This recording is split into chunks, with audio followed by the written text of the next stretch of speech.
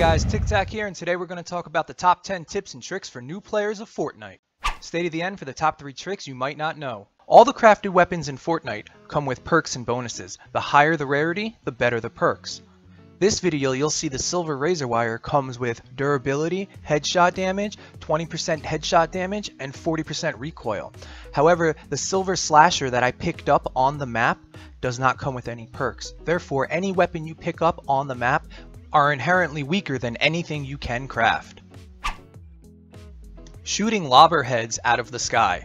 I'm not sure if they're bombs or heads or whatever they may be, but you can actually shoot them out of the sky. Talking to friends of mine, not many people know this. You can see in the video me doing this. I can't aim very well, but that's besides the point. You can still actually save a lot of structure damage by shooting the bomber heads out of the sky. It's a good tip to use because a lot of the time they're out of range, and therefore you can just shoot the heads until they become a little closer for you to pick off.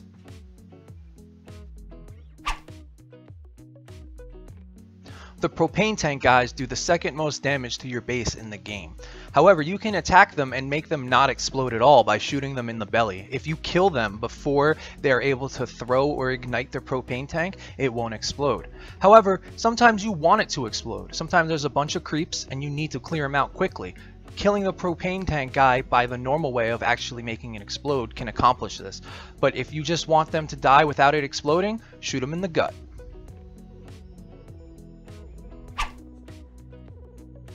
90% of this game is about crafting, but be careful because if you build something in the wrong place, it'll destroy the resources that you're trying to get to. If you see a silver node on top of a roof in a cave, make sure you don't place stairs underneath it because it will destroy the actual node. This happens for chests as well. If you find a chest underneath a staircase and you destroy the staircase with your pickaxe, it will destroy the chest as well. So just be careful of where you're placing your building structures in order to get your loot.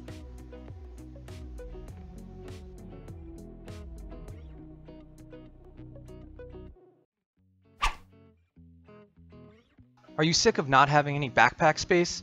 Here's a tip from FinallyRage over on the Reddit. You can build up to 20 traps in one stack. So take all your planks, all your simple mechanical parts, and all your twine, and make traps and stack them. This saves a lot of room in your backpack for later use. Be careful though, because a lot of traps take nuts and bolts, and we know how scarce those are. Are you sick and tired of not having ammo or enough material to craft your traps? Are you constantly running out of nuts and bolts? Here's a quick tip I found. Go on the repair the shelter missions and look for the orbs that eventually come up towards a later stage. If you find the ones that have materials inside, they always come with 100 nuts and bolts. Find 3 or 4 of them and that's 400 nuts and bolts you just gathered within 5 minutes. It's a pretty cool trick to quickly gather resources that you spend on so many things in this game. Here's a tip for the later stages of the game. You're gonna die a lot. So your weapons are gonna break a lot faster than normally. However, if you die and you're rezzed by a teammate, you do not lose any durability of your weapons. So when you have your best weapons equipped and you die, try to get a res from your team so you can keep the durability on all your weapons. This makes you have to craft a lot less weapons and keep your materials for making other things like traps.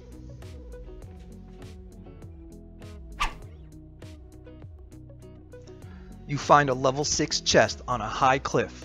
You open it up and you get a legendary weapon. You look in your inventory and it's basically broken. That's how every weapon in this game comes, so it's quite frustrating. However, if you find a storm chest from missions level 28 and above, and you complete the entire thing, which includes 2 waves of 25 zombies and 2 mist creatures, you will get a legendary or epic weapon out of it. But the cool thing is, this weapon comes with full durability. You can see me getting a doom hammer from this chest. It's a cool tip, so when you're doing missions 28 and above, keep an eye out for storm chests. You can get really good weapons with full durability that won't just break after 1 round. Once you get later into the game, you're going to have to start building traps. And this combined with tip 1 is going to make it much easier for you guys to succeed in the missions. I'm going to call them death tunnels.